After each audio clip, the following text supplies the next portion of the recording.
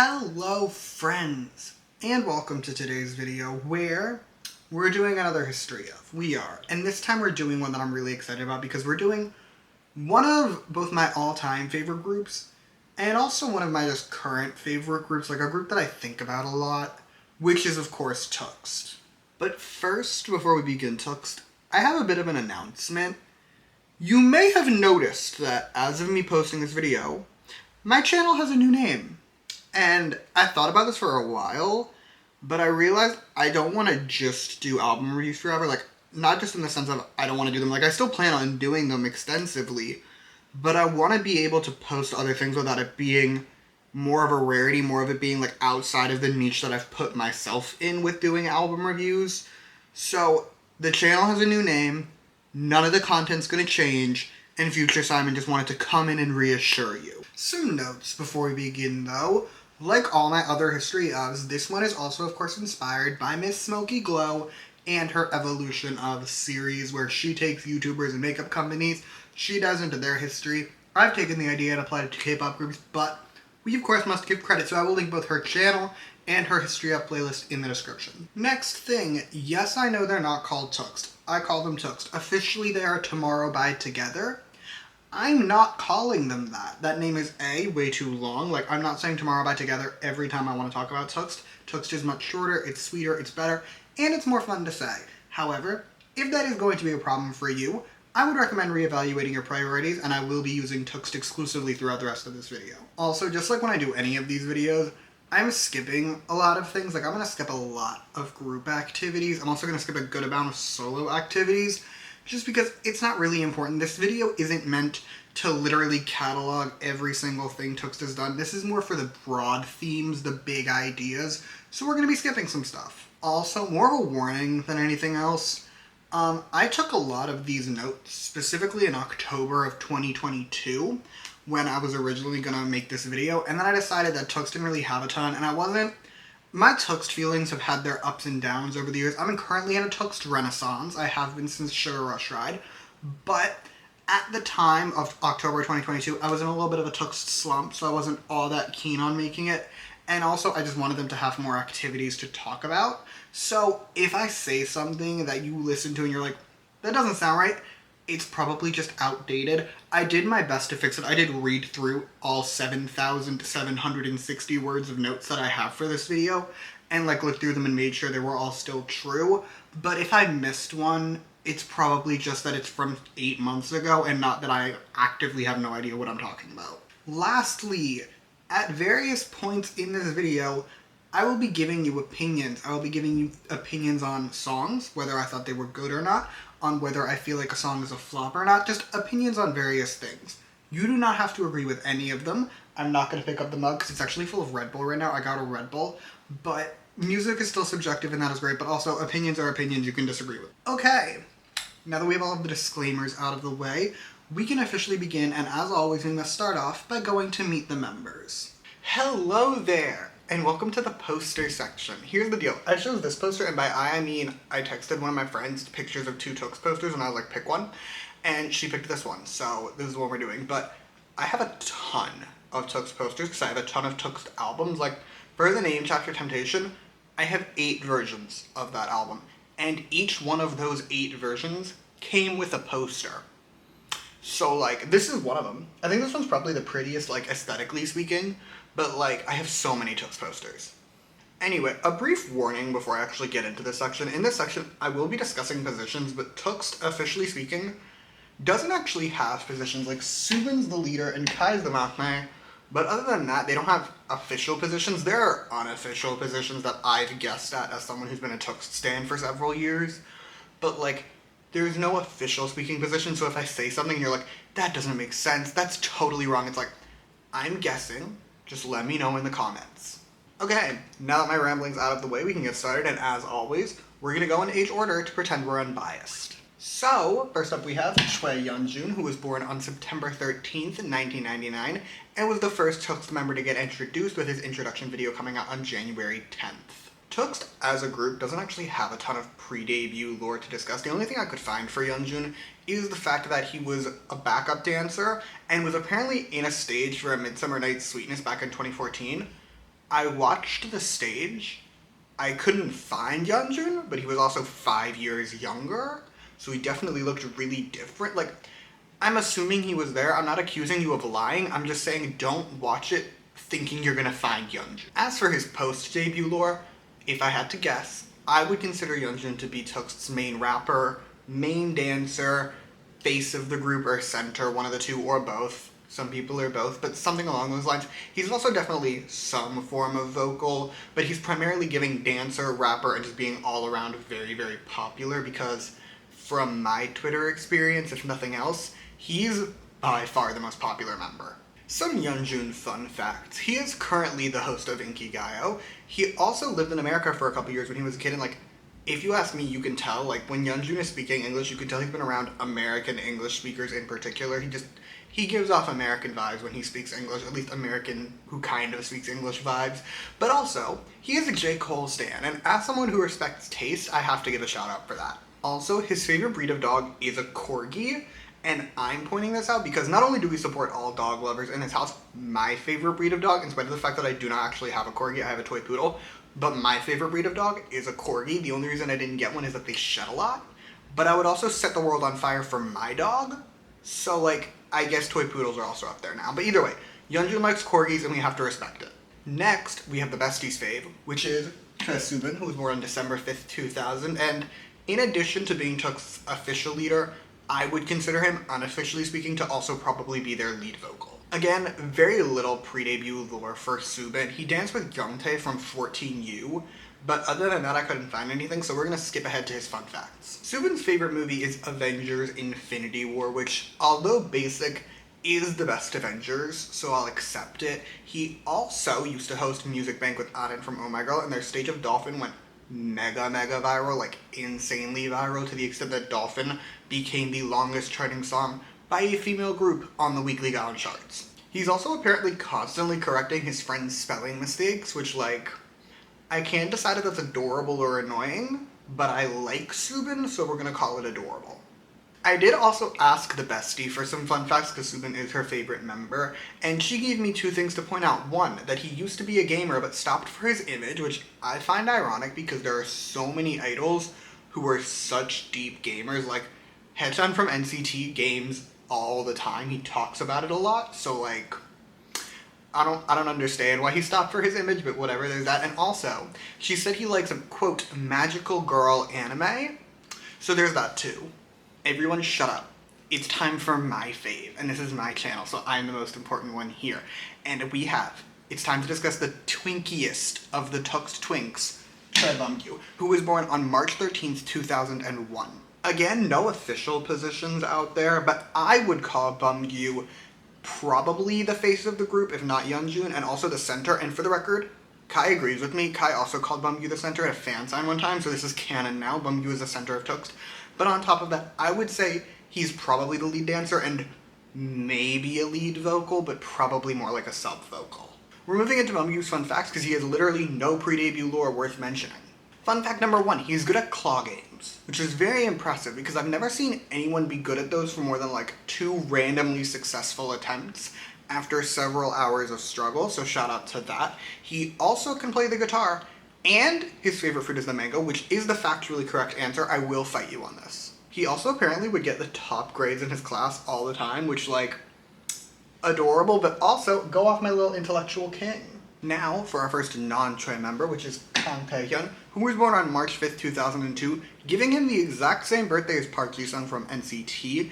And if I go to my grave without these two ever posting a birthday selfie together, I'm gonna haunt both of them. Anyway, as far as positions go, Taehyun is actually very easy to pin down because this is by far the most obvious. He's the main vocal. Some Taehyun fun fact, he allegedly sleeps with his eyes open, which is viscerally terrifying to me in every single way imaginable. Like, that's horrifying. Imagine waking up in the middle of the night and you just see Taehyun, eyes wide open, staring into space. Terrifying, terrifying. Demonic energies.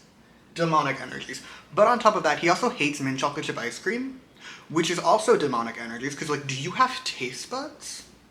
Also, when Taehyun was a little kid, he used to do these educational videos teaching kids English, and they're the cutest pre-debut things I've ever seen. Like, literally, I watched some, So smushy, like I screamed. It was so cute. Last but not least, we have Hyun Kai. And from henceforth on, he will be known as Kai because his full name, like everything in Tux, this is a running trend with Tux. A lot of the things to say about Tux are mouthfuls and you need to abbreviate them, so he's Kai now. Kai was born on August 14th, 2002 in Hawaii before moving to China as a baby and living there until he was 8 and then moving to Korea. Kai's position was also the hardest for me to figure out. I did some Twitter research, and according to Twitter.com, they consider him to be the lead rapper and varying forms of vocal. I've seen lead vocal, I've seen sub vocal. I'm assuming sub vocal, but like he might, God only knows.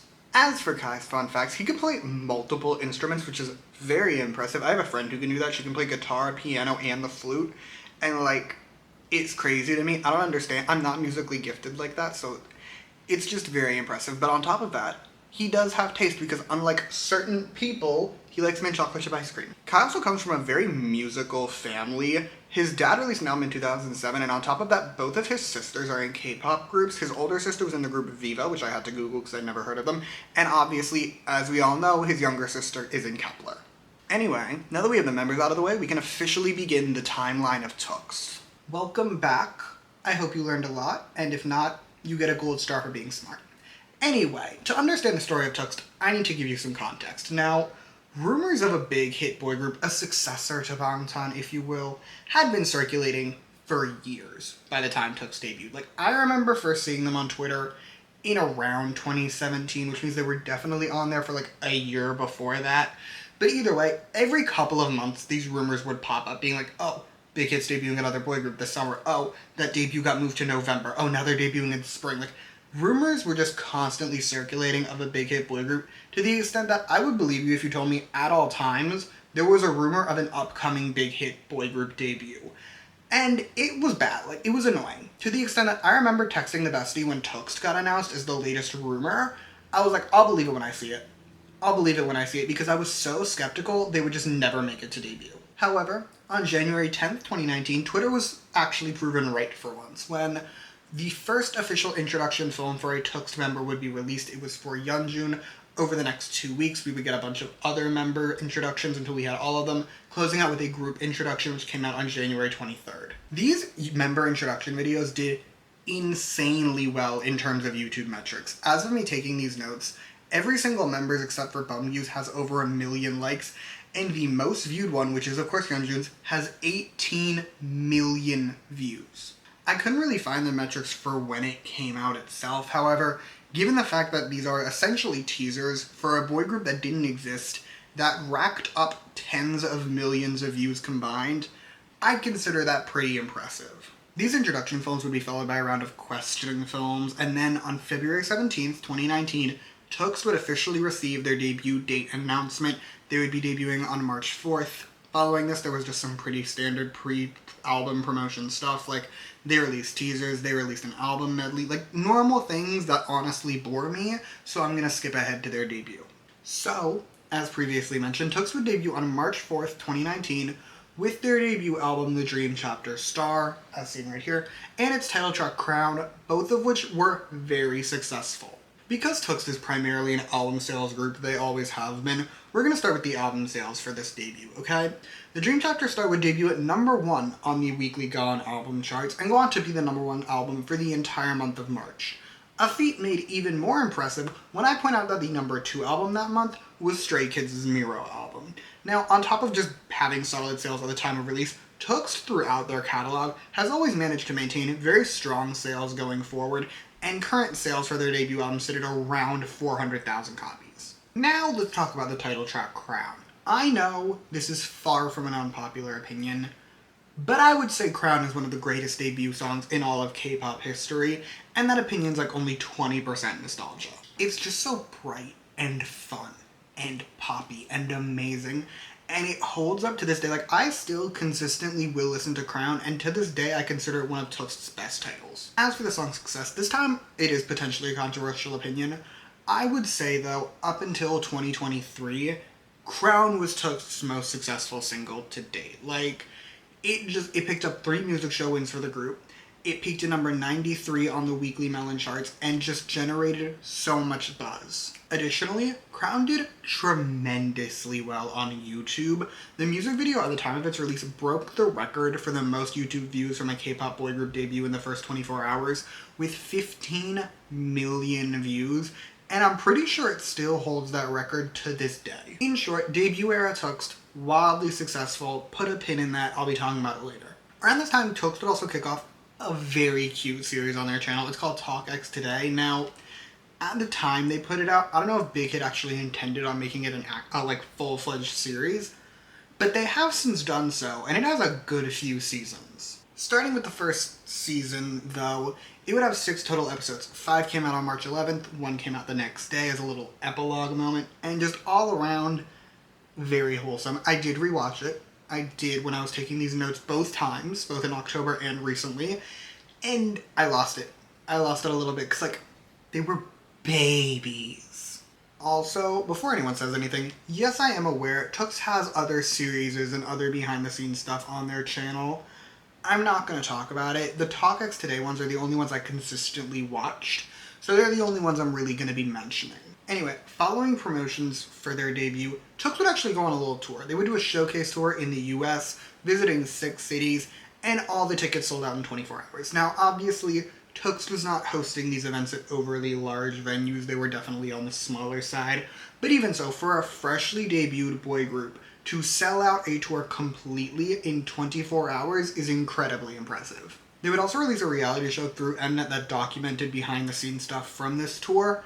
I did not rewatch it, but I did watch it. It's actually how I got into TXT. I got into TXT watching this behind-the-scenes documentary thing, and it was cute. The only things I remember from it, though, really are just that Subin got a sty halfway through, and they were in Chicago at the same time as Bangtan and went to their concert. Other than that, I don't remember.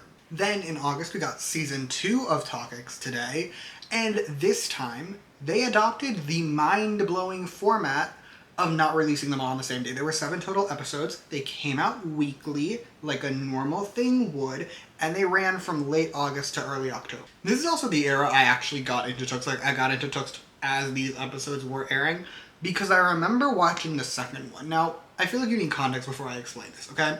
My top 2 in TXT are Bumgyu and Subin. My number 1 is Bumgyu, my number 2 is Subin. The besties' top 2 in TXT are Subin and Bumgyu. Now, the second episode of this season is Subin and Bumgyu essentially having a date at some, like, sporty place. It's really cute, it's really wholesome, and I rewatched it when making this video, and I screamed, and I cried, and I just lost every fiber of my being because, like, it's so wholesome. I'm normal again. On October 21st, TXT would release their first full album entitled The Dream Chapter Magic, as seen right here, and it would be led with the lead single Runaway, which is technically called 9 3/4 parentheses Runaway. It's like a little Harry Potter reference, but I'm not saying all that. I call it Runaway. Starting with the song this time, Runaway is my favorite TXT title. Part of it is probably just the fact that I got into TXT during Runaway promotions. Like, Runaway was my first comeback with TXT. But also, it's one of my favorite songs of all time. I don't think you understand my love of it, but I love it with all my heart and soul. I would crime for this song. I would kill people for this song. It deserves it. However, in spite of my great love for this song, it did not do as well as Crown. It did get a win. It got a music show win, but it only got 1 on the show. It didn't win anywhere else, and also failed to break into the Weekly Melon charts. The album, meanwhile, would do more or less just as well as TXT's debut album had done. It would sell around the same amount. I think it sold like a couple thousand more. However, since then, just like TXT's debut, it has picked up a lot more sales. Its current sales sit at around 500,000, so better than their debut, but not by anything extravagant. I don't have a ton to say for the rest of 2019. TXT has spent the majority of their time either promoting their full or just doing normal year-end stuff. The only thing of note is just that they swept a bunch of rookie awards. They won pretty much everywhere they could, notably, of course, winning at the Mamas and the Melon Music Awards. However, that is all I have for 2019, so with that, it is time for our first retrospective. Well, hello there, and welcome to the Retrospective Corner. As promised, because we haven't been here in a couple videos, Minton is still up. I have promised you as much. However, for those who are new here again, I'm gonna explain. When I do these longer videos, I like to end every year with a little retrospective, just touch base, do the big picture of things that happened. So, in 2019, TXT very much thriving, like an absolute moment levels of thriving, and they were outperforming already more established groups. However, I think it's important to note that a lot of this success did not actually come from TXT and instead came in large part from them just being under big hit. I know nowadays TXT has a lot of fans that aren't ARMYs, myself included. However, during debut era in particular, I think it is important to note that a lot of the successes they were getting and a lot of these records they were setting was from the ARMYs. Like, I remember when I was watching their showcase thing, their debut thing, the Mnet show they did where they were in the US with their showcase tour. I remember watching that. And one girl in particular has always stood out to me because I remember watching the video with the bestie and she was saying how she was like, I love TXT so much. Like, I love the members, blah, blah, blah, blah, blah. And I'm sitting there being like, they debuted 5 minutes ago. And it's not like for example, when I got into Astro before they debuted. By the time they debuted, I had feelings about the members. The difference is, Astro had a lot of pre-debut content. The difference with TXT is they really had nothing in terms of pre-debut content, so I question things. Whilst I am aware it is very common to support people because they're under the same label as your faves. Like, I bought Lunate's album because they're under Fantasio. However, I still feel the need to point out, in 2019 in particular, a lot of the TXT fan base was made up of ARMYs. I think this shift really did start, however, in Runaway era, where they started getting more unique fans because there was more content to consume. But all you need to really know for this video is that in 2019, TXT was absolutely thriving. Welcome back. TXT would start off the new decade by doing some expansion, specifically expanding into Japan, where they would release their first Japanese single album, entitled Magic Hour, on January 15th. The album contained 3 songs, Japanese versions of their 2 prior titles, and the Japanese version of Angel or Devil, and it would do very well. It debuted at number 2 on the charts, and has since received a gold certification for selling over 100,000 copies. In March, we would actually see some more TalkX Today videos, a special little pre-debut series titled TalkX Today 0, and they had pre-debut content, and I remember specifically, I did check the comments again, a lot of them were about Bumgyu, and I Feel Seen. Also, quick note, in April, Subin's Melon account would get leaked. He did something stupid. This is Subin's stupidity. He posted a picture of a song he'd liked on Melon that had like 100 likes, and people very quickly found his account and went through the entire thing, and me and the bestie were going through it, and we were just kikiing about his entire music taste.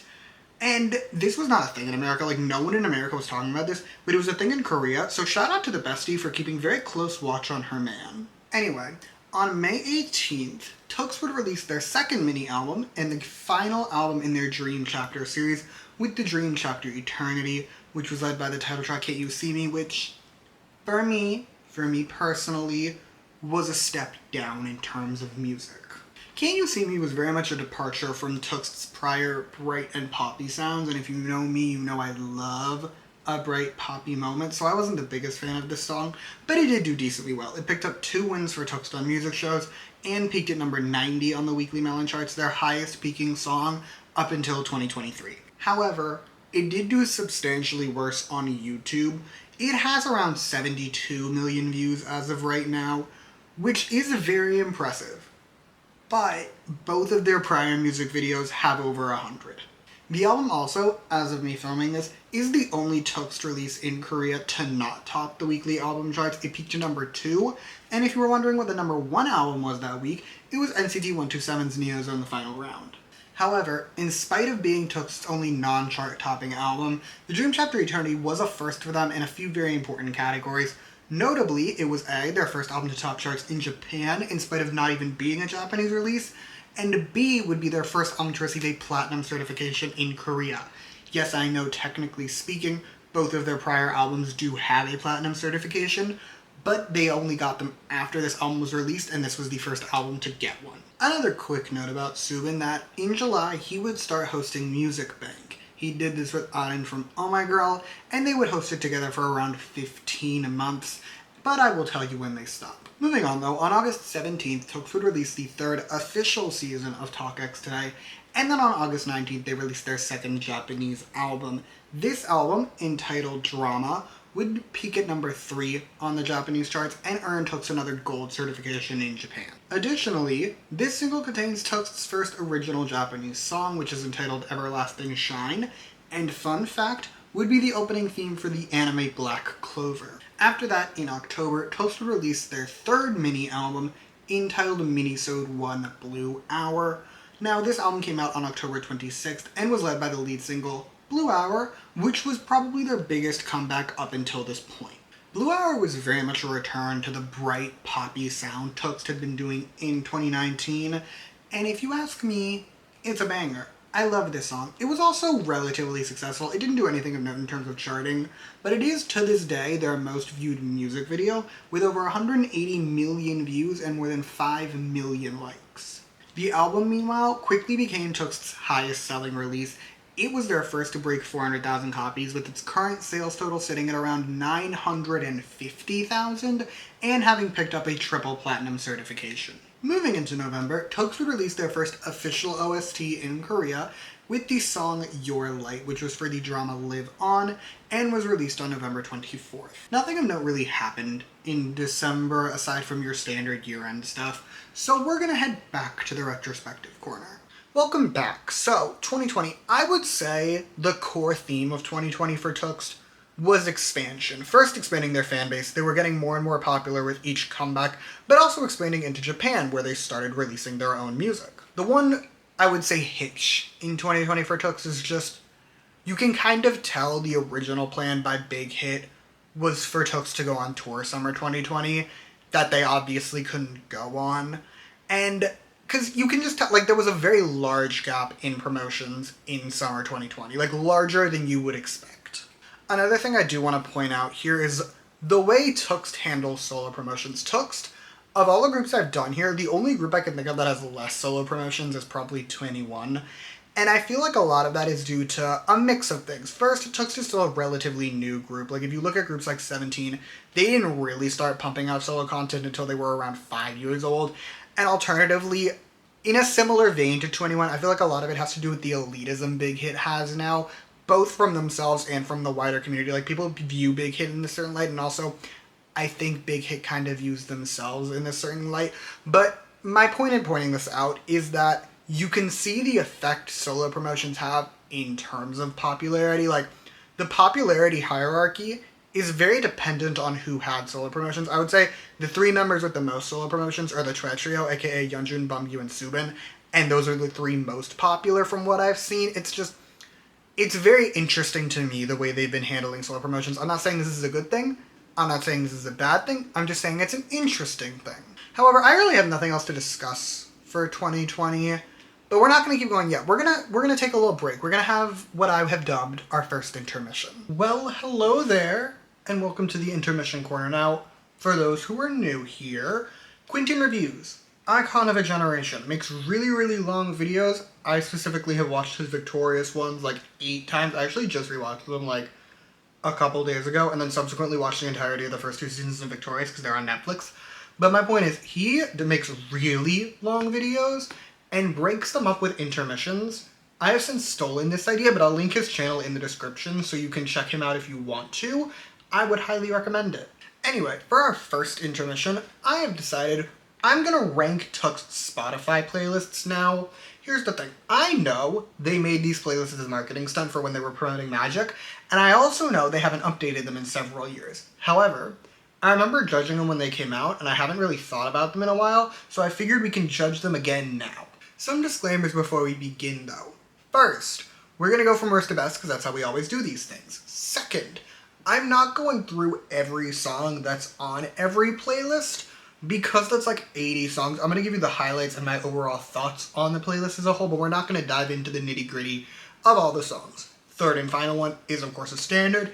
This ranking is just my opinion. You can have the totally opposite ranking, and that's perfectly fine, and I love that for you, I love that for me, I love that for us. Starting us off is going to be Taehyun's playlist, because I instinctively do not trust anyone that actively listens to Tory Lanez. Like, I'm gonna give Taehyun the benefit of the doubt and assume he doesn't know the lore, but like, I'm knocking off credit for his inclusion. Aside from that man though, this playlist, it's really not for me. Like, that makes sense, it wasn't made for me, but a lot of the songs on it aren't songs I would necessarily call bad. They're just not really songs I would ever listen to in my free time, so I wasn't the biggest fan of it. At number 4, we have Yeonjun's playlist. Now, I actually forgot to mention this, but I don't want to refilm it. All the playlists have magic on it. They all have magic. I'm not counting magic when I talk about these playlists because I enjoy magic. They all have magic on it, therefore it cancels it out for all of them. Aside from magic, though, there are a couple songs on Yeonjun's playlist that I do personally really enjoy, like Leave the Door Open, and also any J. Cole song will be appreciated by me. However, the reason this one is actually so low is just the vibes are kind of off. For starters, Dominic Fike is a menace to society. I automatically don't support that man. So there's that. But also, just a lot of the songs on there aren't songs that I would personally seek out. The vibes weren't great. So yeah, not really for me, but we're gonna move on. Next is Soobin's playlist. And I think Soobin had the most songs I'd never heard before when I took these notes. Like, I've listened to all the playlists since then. But Soobin had the most songs I'd never heard before. And that's probably just because I never listened to the latest BB Rexa album. And a lot of it is on this playlist, or at least the latest album she had when this playlist came out. I don't keep track of BB Rexa's releases, but at the time this playlist came out, there's a lot of songs from her on there. And I don't really like the amount of them. Honestly, this problem is not BB Rexa exclusive. There's a lot of artists that have multiples on this playlist, which is fine. But if you have a playlist of 15 to 20 songs, and there's only 9 artists on there, I'm personally a little disappointed in the lack of variety. As for the songs he chose, though, I was feeling most of them, but I didn't love any of them either. The one I've heard the most, aside from Crown, is probably No One Compares to You, but, like, I don't love it. Also, I was talking to the bestie when I filmed this, and she reminded me, this playlist does not actually reflect Soobin's real-life music taste because, reminder, his Melon account got leaked, and we could see what songs he loved, and he was a Kara stan. And I respect that, and I wish Kara was on this playlist, because I would have liked it more. Anyway, number 2 is Bumgyu, and right off the bat, I'm disappointed in his choice of Ariana Grande's songs. Like, I get that Stuck With You was very popular, and POV, while cute, is one of the weaker position songs, if you ask me. Like, because all around I was disappointed. Aside from that, though, I don't really have a ton to say about Bumgyu's playlist. I enjoyed it more than the others, so it got to be higher, but it wasn't like I loved it. The number 1 playlist, however, I did actually kind of love, which is Kai's playlist. Now, I didn't love every song on the playlist, but just as a collective, it was a bit of a moment, and I want to specifically point out his inclusion of older songs, because this playlist has songs like 8 Girl, Grenade, One Time, True Fact About Me, Simon Fun Fact Time. At one time in my life, One Time was the only Justin Bieber song I actually liked. Also, he gets extra credit for including Blue by Troye Sivan, because that is my favorite Troye Sivan song. There was an era of my life, later than the One Time era, but I listened to Blue by Troye Sivan on loop for like an hour a day, and I would cry to it, and it would make me feel better about myself. Anyway, now that we've ranked all the playlists, we can get back to the timeline, but Kai won. Kai won by like a lot, like 10 out of 10 playlist, congrats to the boy. Okay, just like in 2020, Tux would kick off 2021 with some more promotions in Japan with the release of their first Japanese full, entitled Still Dreaming. This album would come out on January 20th and was very successful. It would get Tux their 3rd #1 album in Japan, as well as becoming their 3rd consecutive Japanese release to claim a gold certification, and on top of all of that, even managed to break into the Billboard 200. Tux didn't do anything I feel like mentioning for the next few months, so we're going to jump ahead to May 1st, when they put out their next special season of Talk X Today, entitled Talk X Today On Air, and I really have nothing of note to say about it. That same month, though, on May 24th, Tux would release another OST entitled Love Sight for the drama Doom at Your Service. Then, the next week, Tux would make their long-awaited Korean return with the release of their 2nd studio album and the beginning of a new series with the Chaos Chapter Freeze. This album was led by the title track, 0 times 1 equals love song parentheses I Know I Love You, which featured the singer Sori, and will from henceforth on be referred to as I Know I Love You because the full title is a whole mouthful. Okay, we're going to start with the album this time. The Chaos Chapter Freeze would see a huge spike in sales for Tux. Now granted, to be fair, a lot of artists saw an album sales spike in 2021, but Tux is the one we're going to talk about. So first some context, okay?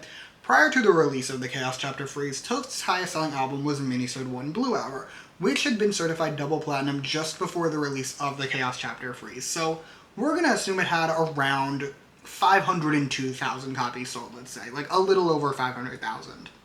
Pre-orders for the Chaos Chapter Freeze cleared 700,000, and its current sales are at over 1 million.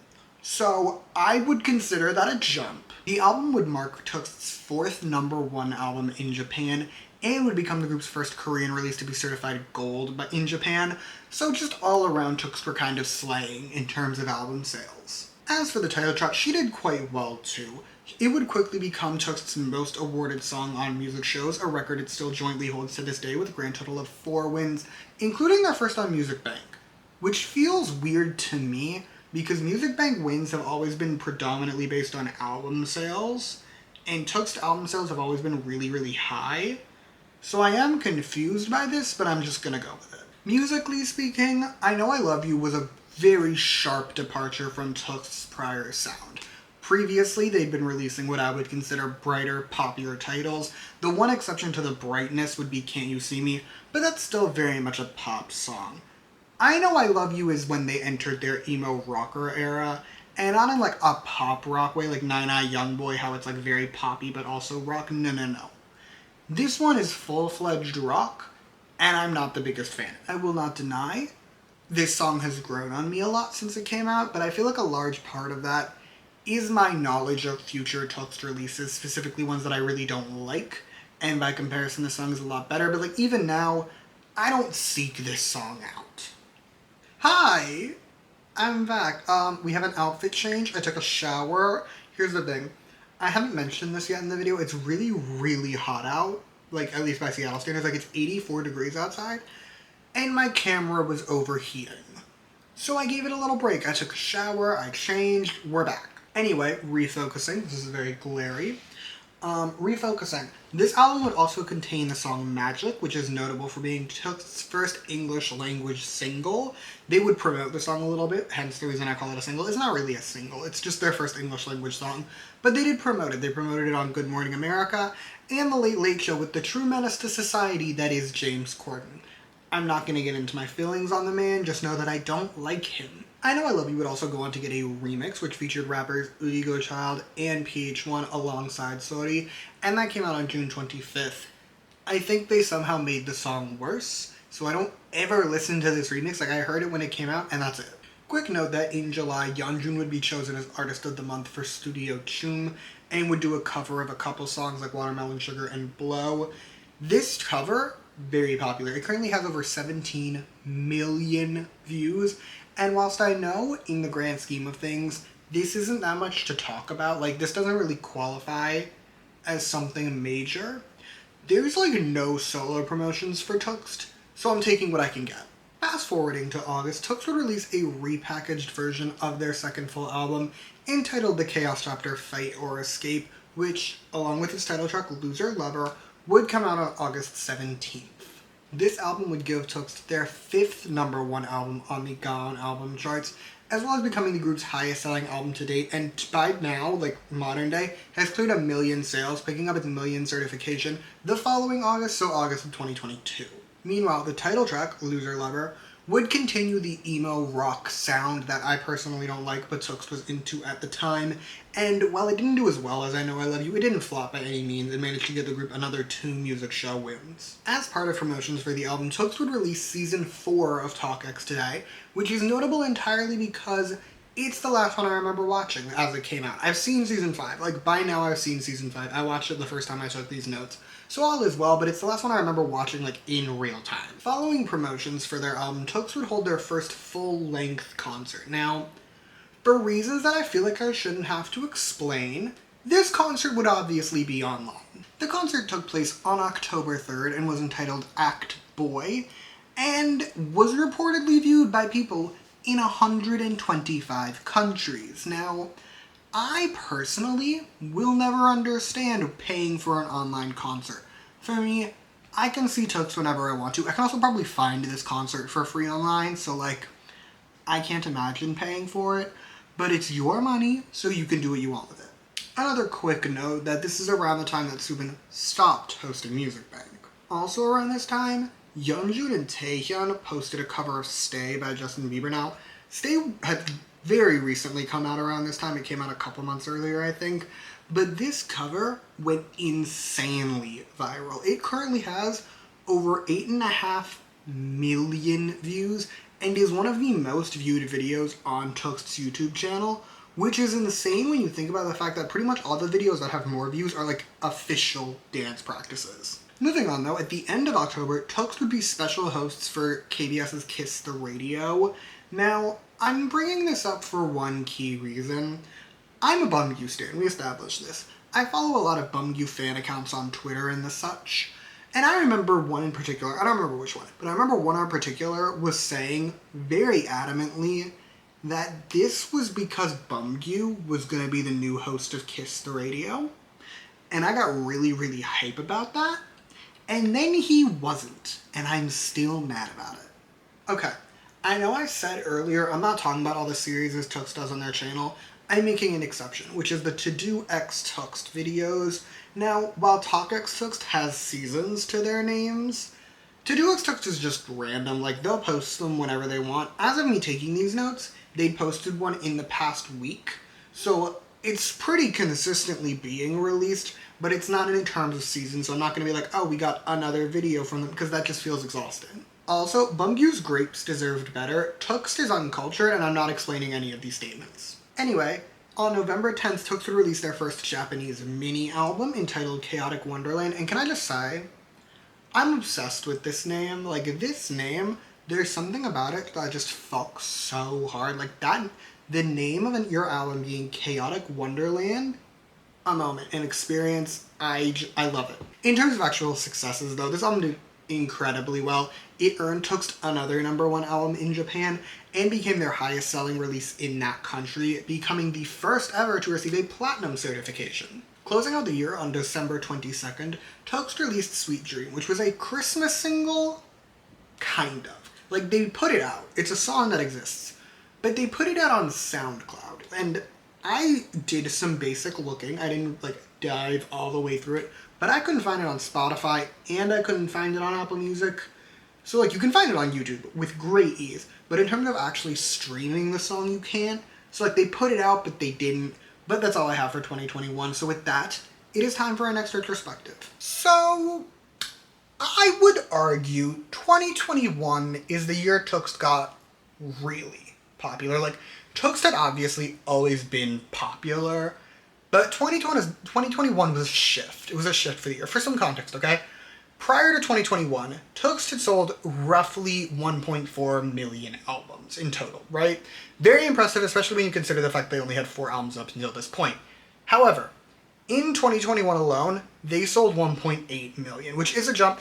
Part of it is due to the fact that album sales have been exploding pretty much every year since 2020, really since 2019, but you can't deny the fact that Tuxt saw a huge spike in 2021. Another shift, which is obviously related in part to the increased album sales, is that Tuxt started doing better on music shows. Prior to 2021, Tuxt didn't do terribly, but they never did amazingly. To be fair, they still don't. Like, their most awarded songs only have 4 wins, but even so, 2021 did see an increase in terms of their music show success. However, I would argue the starkest shift for Tuxt in 2021 was a musical shift. They shifted fully away from bright pop songs and into emo rock, and while they seemed to enjoy making it, I didn't enjoy listening to it. But I really have nothing to add beyond that, so we're going to jump ahead to our next intermission. Hi! So, here's the deal. Longtime viewers of my channel, specifically longtime viewers of my longer history ofs, will be familiar with this intermission. For those who are new here, I started this when I first started doing longer ones. I started doing this thing where I would take a group, look at their AO3 pairings, and then I and I alone would unilaterally decide if they have rights. And because I've read a lot of Tuxt fic, I figured this would be fun. But more importantly, we have a new poster up because this is what I've dubbed the Forest Twink poster. It's giving very Forest Twink vibes, and I felt like that was perfect for this moment. Some disclaimers before we begin. First, I'm only doing the top 5 pairings. Usually when I do boy groups, I'll do the top 10. But because Tuxt has so few members, like there's only 5 of them, I'm only going to do the top 5 pairings. And also, just my standard warning for things like this. These are just opinions. You can disagree with all of them. You don't have to agree with me. I can take your favorite pairing in the world and say it doesn't have rights. You're totally justified in reading fic for them if that's what you want to do. I will not judge, I might judge you, but I will not shame you. Okay, at number 5, starting us off, we have Kai and Subin. Now here's the deal. For those who don't know the bestie IRL, like in reality, and have not interacted with her on a relatively consistent basis, aka all but 2 of you, the bestie had a moment for Sukai. The bestie really had a Sukai moment to the extent that she has written fic for them on AO3. It's actually really good. And also, because she made a timeline of their entire... Well, technically it was Subin's romantic relationships because Changmin was in there. But, like, she made a timeline for this pairing and talked about it so extensively, I feel like I was converted to the cult of Sukaism. So in her honor, I'm giving them rights. Next, Subin and Bumgyu. Now here's the thing, okay? In spite of the fact that they're both very much bottoms, I love this duo. I really do. Like, if you watch my history of NCT, you'll see the similarities to the Renjun Haechan dynamic, where they're just both so chaotic that it works, and that I'm intrigued by it, and that I love it. So this pairing absolutely has rights. On to another Bumgyu pairing, this time Bumgyu with Yeonju. Now here's the deal with this one, because it's complex for me. I'm aware that this is not a canon pairing. Like, in actuality, it should not be a thing. However, I have a weird affinity for it. I really do. I used to love this pairing. This used to be my favorite Tux pairing in general, because as a Bumgyu supremacist, Bumgyu will naturally be involved in my favorite Tux pairing. And this one, I loved because I felt like Yeonjun gave this chaotic dom energy that Bumgyu really needed. However, in the year of our Lord 2023, it does not have rights. In the past, it might have, but it no longer does, just because I feel like Bumgyu has grown out of needing Yeonjun's chaotic energies to have his own chaotic energies. We have reached the one and only Taehyun pairing on this list, which is Taehyun with Bumgyu, and I don't see it.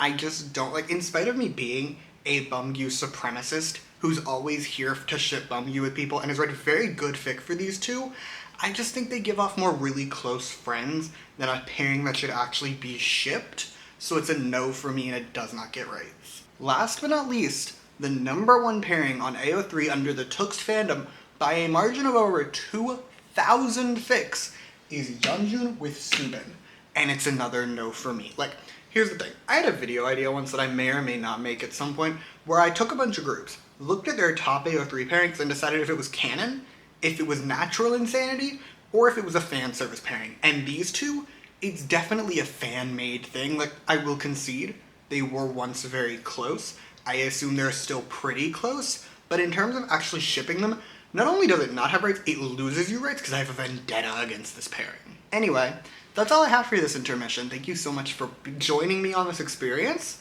I've missed doing this for a group where I've read an extensive amount of fic, so it's been fun. But with that, we can get back into the final full year of Tuxed. Alrighty, into 2022 we go, and I hope you're ready, I hope you're excited, because Tux basically did nothing this year. Like, I'm only kind of joking when I say that, but not really. The only real thing they did for the first several months of the year is just the brief note that on April 3rd, Yeonjun started hosting Inkigayo, and as of right now, he's still doing it. Our first real thing of note wouldn't come until May, when, on May 9th, Tux released their 4th mini-album entitled Minisode 2 Thursday's Child, as seen right here, along with its title track Good Boy Gone Bad. This album was wildly successful in terms of album sales. Its current sales sit at around 1.9 million copies sold, as well as becoming the first Tux album to clear 1 million sales, as well as getting a Japanese gold certification. As for the title track, Good Boy Gone Bad was another musical shift, away from emo rock into what I can only describe as loud, annoying, just the sound that boy groups like to do, which is loud and annoying and terrible and I hate. And I don't really want to talk about this song, but I will point out that the looks this era were sliding. Moving on though, following promotions for the album, Tux would kick off their first official world tour. The tour, entitled Act Love Sick, would begin with 2 shows in Seoul that July, before an American leg the rest of the month. However, they didn't come here, so I don't care. They would also add some shows in Asia though, with the tour finally wrapping up in October following 2 shows in Manila. Rewinding to July, though, TXT would release an English single once more entitled Valley of Lies, which was a collaboration with American rapper Ian Dior. Now, personally, I was actually really excited for this collaboration just because, as a pop girly, I love mood, and I was really excited what they were gonna do. However, the song that we actually got is really just a song, like it's boring, and I never listened to it. Also in July, TXT would become the first ever K-pop group to perform at Lollapalooza, which they did at Lollapalooza on July 30th.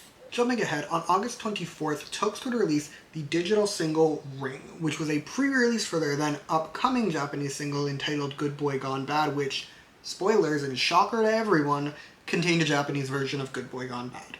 The album came out on August 31st and sold phenomenally well. It is, as of me filming this, their highest selling Japanese album, with over 400,000 copies sold in just the first week, and having since gone on to receive a double platinum certification. Between Japanese releases, though, we would get the 5th, and as of right now, final season of TalkX today.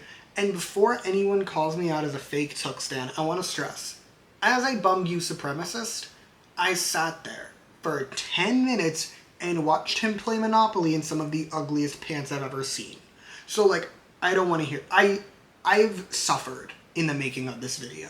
Anyway, following the Japanese release, they would have a Japanese leg for their world tour, some more shows in Asia, we already talked about that, but I don't have anything else to say for the year, so we're gonna go back to the retrospective corner. I have surprisingly little to say for 2022. Like, yeah, TXT's album sales shot up this year, but pretty much everyone's album sales shot up this year. Like, if you look at the highest selling albums in terms of albums that had sold over 1 million copies, there was a pretty big jump in 2022. The only really important thing that I feel like changed in 2022 is just that TXT went on tour.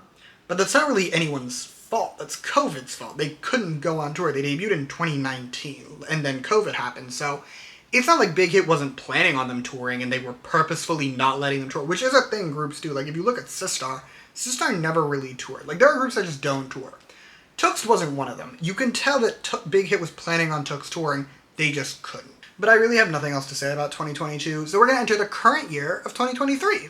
Okay, TXT would kick off 2023 with the release of their 5th mini-album, as well as starting a new series with the name Chapter Temptation, which was the start of their The Name series, and was led by the title track Sugar Rush Ride, all of which came out on January 27th, and is by far the most successful thing TXT has ever put out. Let's start with the album. Unsurprisingly, it topped charts in both Korea and Japan. However, very impressively, it also topped the Billboard 200. And also in terms of album sales, was just a massive spike once again.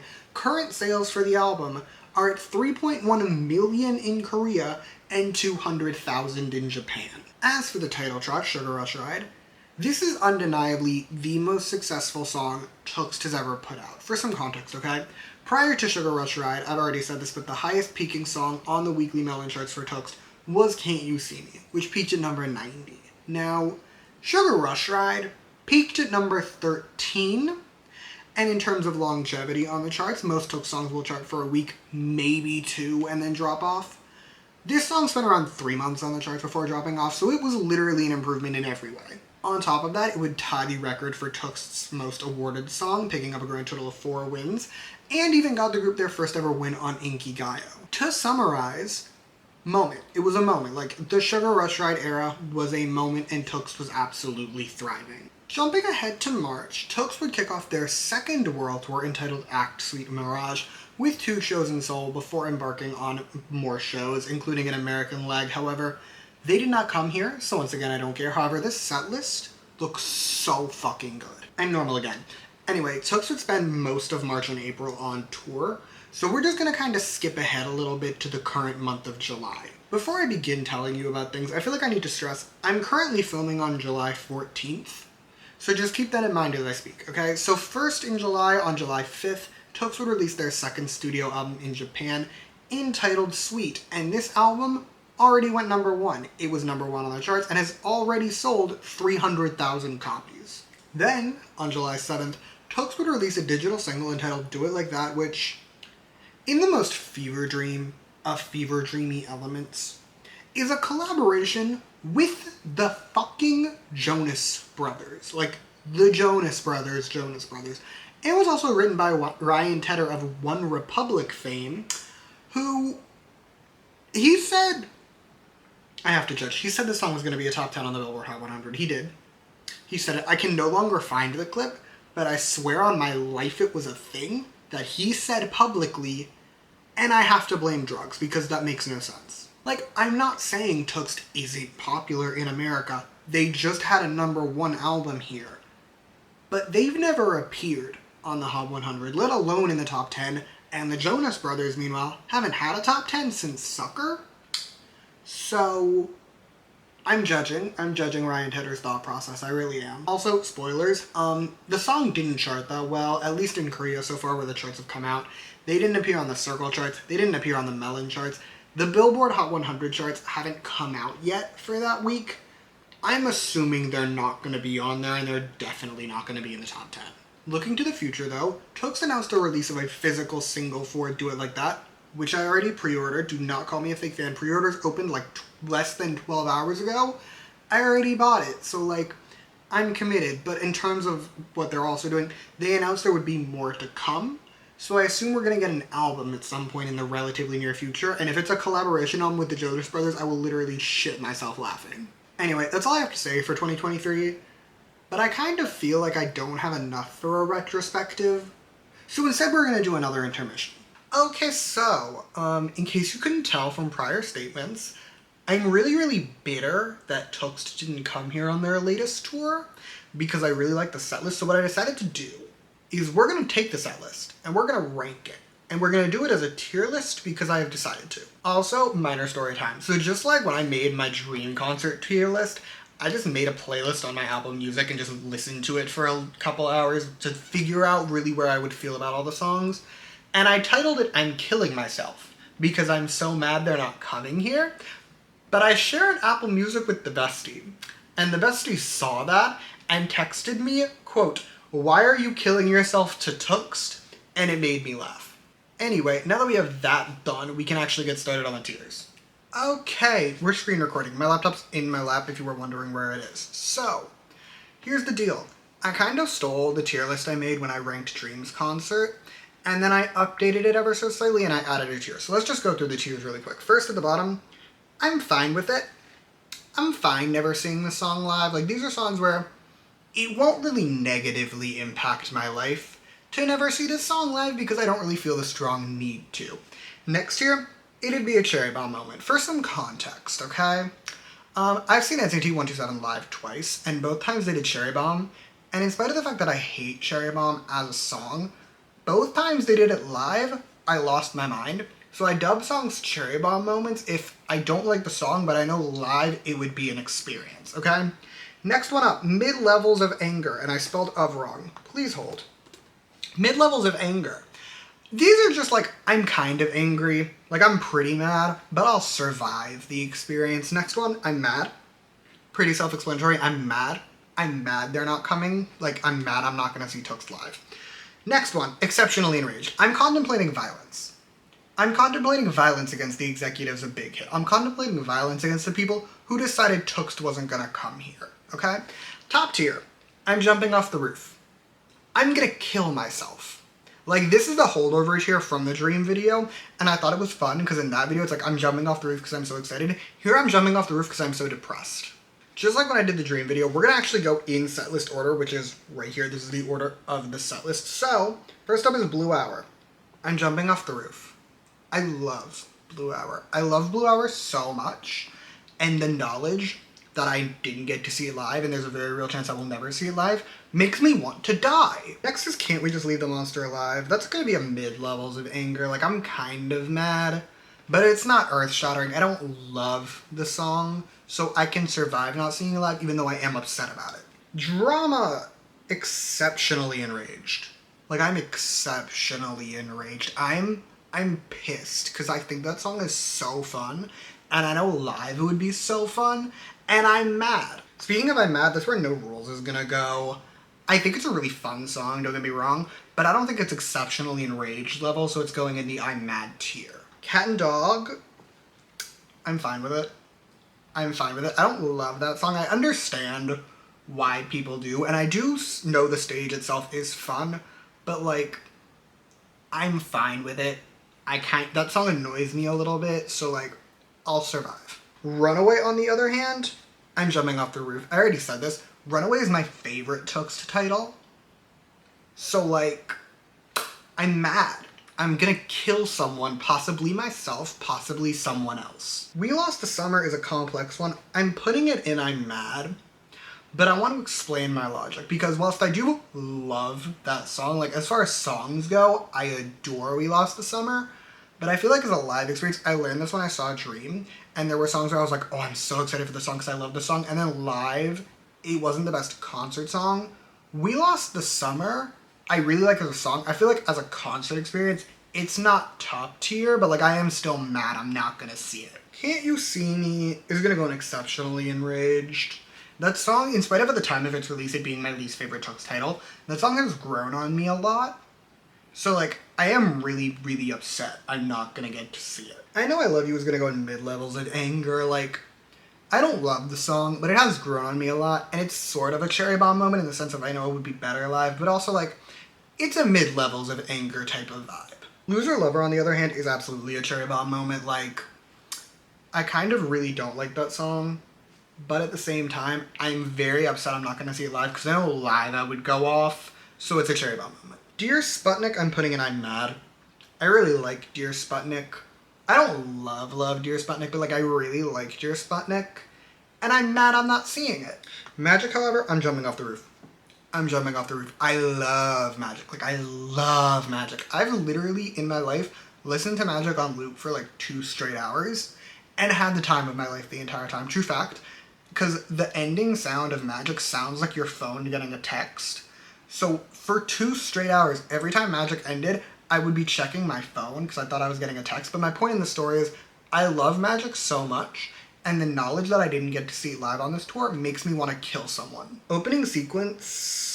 no, it's going in exceptionally enraged. I thought about it, though. Opening sequence... I feel like would be... No, I changed my mind. Don't jumping off the roof. Opening sequence live would be a life-altering experience. I really think it would be. So the fact that I didn't get that life-altering experience... I might need to kill myself in front of someone to alter the trajectory of their life. Anti-romantic I am actually going to put in exceptionally enraged just because, whilst I feel like in a certain way it does have We Lost the Summer vibes in the sense that it's not going to be as good live as it is just as a listening experience, I love that song so much that I actually don't care. It's like Irreplaceable, right? Like Irreplaceable live, I didn't love for the performance of it. They didn't really do anything. It was the song.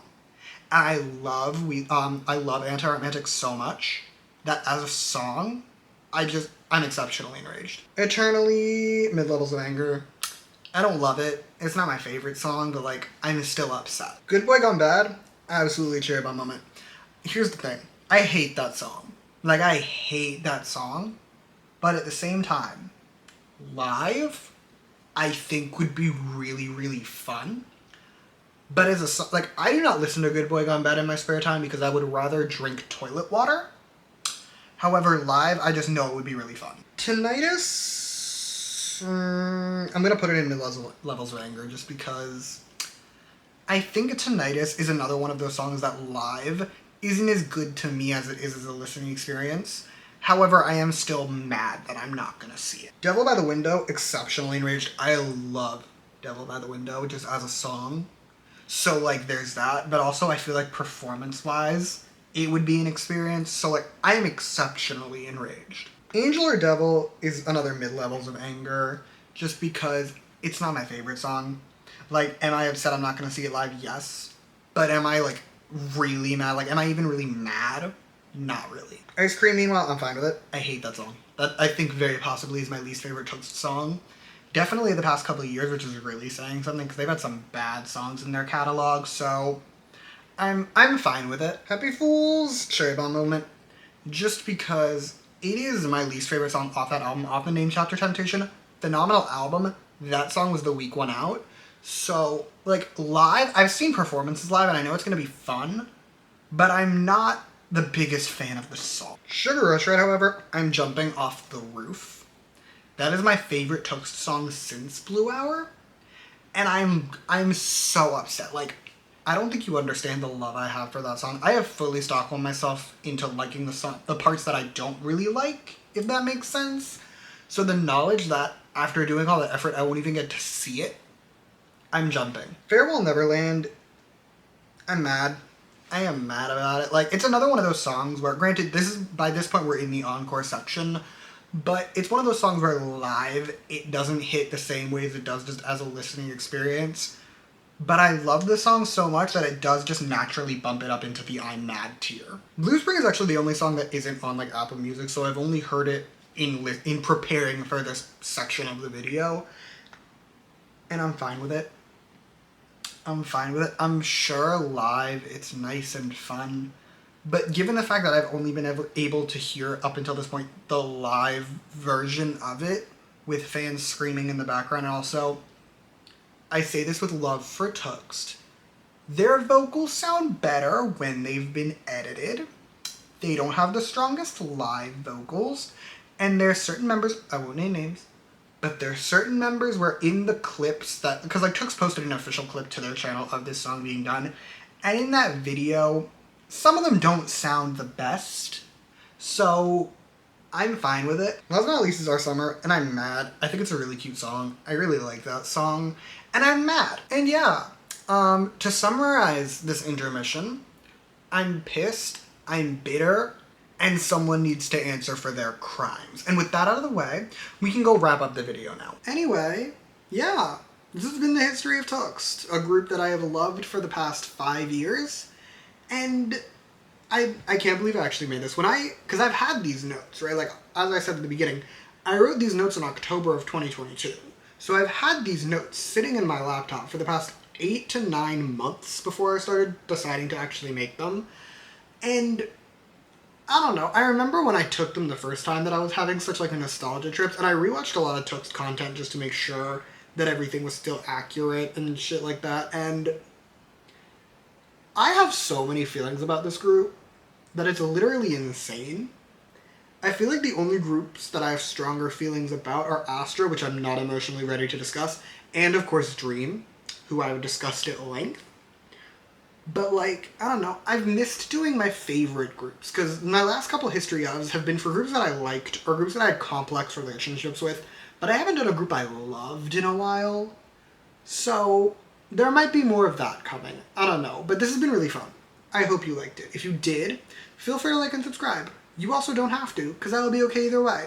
You can also hear more from me from @s_album reviews on Twitter. I will link that in the description. I will also link down there every TXT review that I've done, and my history ofs, like all the other ones that you want to check out, because I've done a good few up until this point.